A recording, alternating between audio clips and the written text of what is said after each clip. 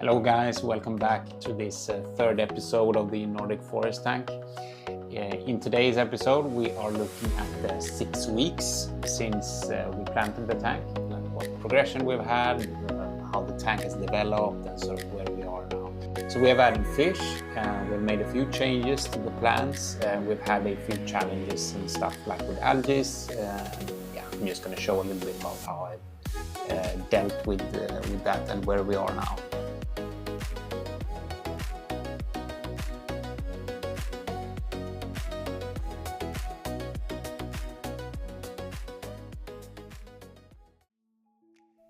So in terms of lighting and CO2, I've kept that fairly stable to around 8 hours per day, and I've kept that throughout these 6 weeks. Water changes I've performed weekly, so about 40 to 50%. I do it together with like when I do some maintenance on the tank. The chemicals, let's call it chemicals that I've used a very tried and tested setup. It's the Seachem stability I use for like that bacteria to develop, and I use tap water for my tanks. So for this I use the Seachem Prime, and that's mainly to get rid of any like chlorine and stuff that you have in your tap water normally. My tap water comes with a TDS of like around 200, and the pH sits at like 7.5 or something like that out of the tap. Within the tank it usually ranges, the TDS sort of is around 200 when I do a water change, and it raises to around 250.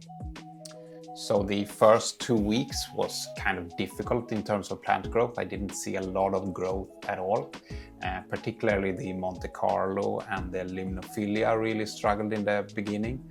I had them like almost melt or rot a little bit. The same happened with the Bucephalandra. A few of the Bucephalandras like really melted there in the beginning, and I have read now that Bucephalandra can be challenging particularly in new tanks, that they can actually melt. So I replaced a few of the Bucephalandras with Anubias instead. That seems to do much better in my tank and seems to be like more hardy. I've also read about Monte Carlo that like you buy them in, or when you buy them in these little pots, that they're not fully yet adapted to life underwater. They're grown in labs basically. So they might need like a cycle first to adapt to life underwater, and then when they die off the first time, and then if the roots are left, then they can sort of blossom. So that seems to have happened in my tank. After about 3 weeks, I got the typical first breakout of a little bit of diatom algae. I will say that for me, this one was quite kind. It was not a bad breakout or anything. So it was fairly easy to deal with. I made a few water changes. I manually removed the bigger parts, like there are these strings of brown diatom algae in the tank. I removed them manually, did a water change, and after that water change I actually added this first like chemical designed to combat algae, and that really seemed to work. It's supposed to kill the algae that is currently in the tank, and then basically what is left over your cleanup crew will take care of. So this stage was also when I added the cleanup crew. In this first phase though of diatom algae, the Limnophilia got a little bit too bad, so I could see that it wasn't really thriving, and I changed it for another Limnophilia, the Sessiflora. Sessiflora is a very easy plant and it grows incredibly fast, and that can also help you combat algae to a certain extent, because the algae is basically competing with your plants for the nutrients that are available in the tank. And if you have more fast growing plants, that will help reduce the growth of algae. So I think that's what happened. I don't think I will keep the Sessiflora in the tank long term, but just to obtain like this balance and combat the algae, it's a temporary plant that I keep in here to help combat the algae. At this stage, I also added 2 crypts, Becchetti and the Crispatula. After this initial 3 weeks, the Monte Carlo actually started to recover a little bit when I got rid of the diatoms. And I added Glossostigma to the carpet on a few spots. I really like this Glossostigma. So it's supposed to be a little bit more difficult than the Monte Carlo, but in my tank it seems to be doing better, and it just gives a little bit more variety to that carpet. As I wrote in one of the comments on the last video, I of course did a mistake with the Bolbitis. That is a fern, an epiphyte, should not be planted in soil. And so I just created this little solution to it. I glued a few rocks to a piece of wood, and I tied the Bolbitis to this wood. That allows me to place the Bolbitis basically where I want in the tank. I hope that this Bolbitis will really grow, because I would like to sort of have this as an incubator and use a lot of Bolbitis in future builds. So let's see what happens with that. I made sure to place the Bolbitis close to the flow and also like close to the CO2 diffuser, so I hope this can help. It does look fairly good now, or it has started to look much better, so I'm really happy about that. Now, the star really of the show, or I would say the two plants that I had best success with, or I think looks the best in the tank. First of all is the Anubias. I really like Anubias. It seems to be a simple plant. It provides the correct, nice green color. I would most likely use it quite a bit in the future builds. But the plant that surprised me and has done incredibly well, the Pinnatifida, it really has like these two colors to it. It's green on one side of the leaves and red on the other. It's supposed to be like a medium growth rate plant, but it's the plant that has grown the most in my setup. Now, a game changer for the growth was after this initial diatom stage. That's when I started to use fertilizer. I didn't really dare to do so before this typical first diatom phase that you're likely to have. I only used this fertilizer that came with the tank, or like with the setup.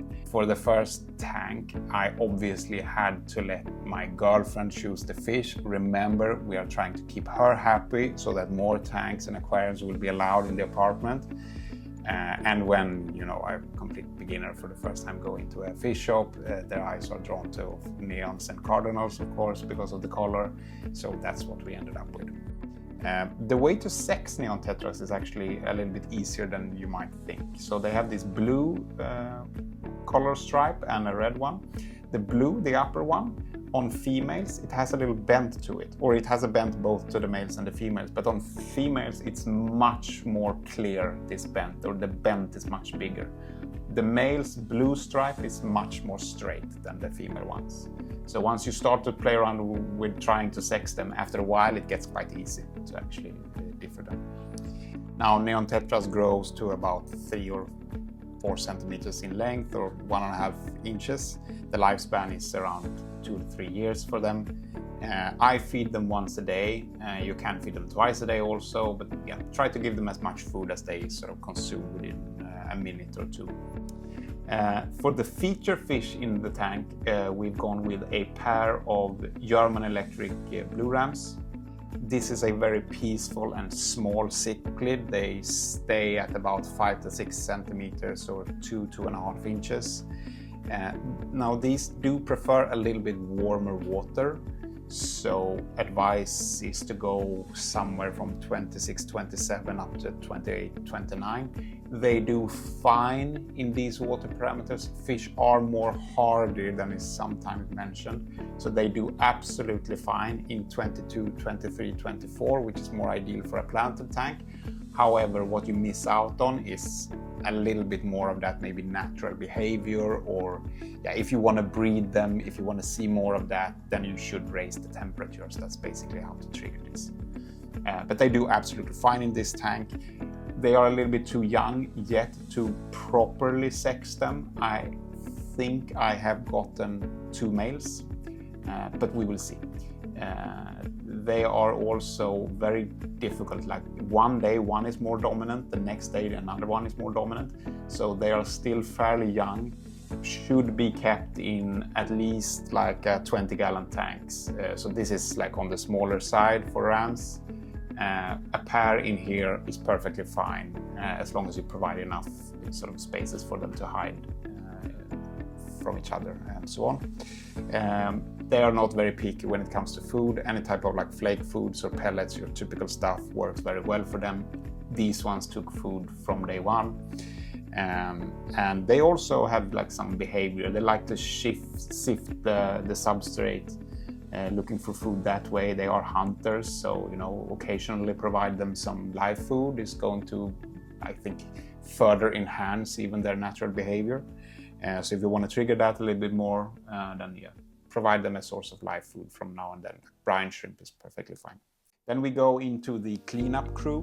We have the classic setup of Amon shrimp and Otocinclis. And to this, I've also added a bristlenose pleco. So for a planted tank like this, go with one bristlenose. If you have more than one, they can, breed like, incredibly much. So you'll end up with 10 bristlenose after a while. So go with one bristlenose. And with Otocinclis, they're quite sensitive. Like, they will easily freak out in your tank. What is the main problem is if there is too much shift in like water parameters for Otocinclis. So mine have been doing fine. They were quite sensitive and stressed out in the beginning. I'm super happy now that I have 5 Otocinclis in this tank. That's a little bit too much, I think, for this setup, but they do best in numbers. So I will start now to introduce some additional food sources to them.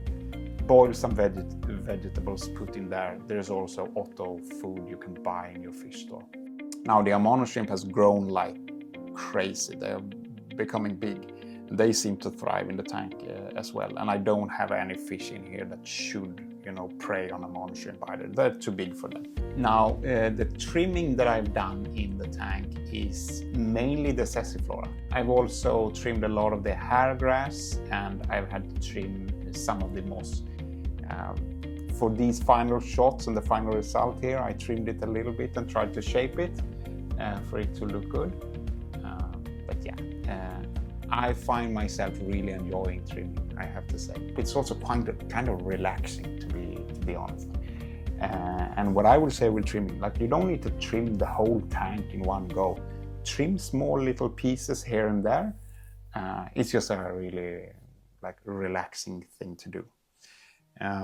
Some final words on the tank. Did we achieve this look or this image of a Nordic forest? Well, I don't know. Maybe not completely. I would say it's more of a jungle, really, at this stage. But I will revisit this project. I will try again, to build a proper Nordic forest. I've seen a few videos of aquascapers where they have even been able to create something that almost resembles snow in the tank. So when we get into the autumn and winter months, 6-7 months from now, we are going to, I think, try this again. The tank has done really, really well. I'm super also happy with where we are right now, the look of the tank. I think it is beautiful, and yeah, it's my first aquascape. I'm pleased with it.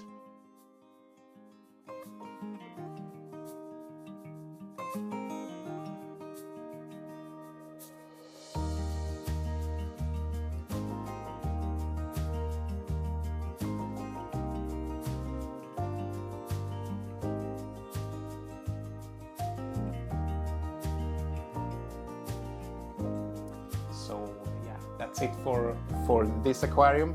In the next one, we will build more of a Brazilian style aquascape. It will be 3 episodes just as for this tank. I've already seen a bunch of people comment and subscribe and all of this that I have to say that motivates you immensely. So thank you so much for that. I will see you in the next episode, and until then, good morning, good evening, or good night. Ciao.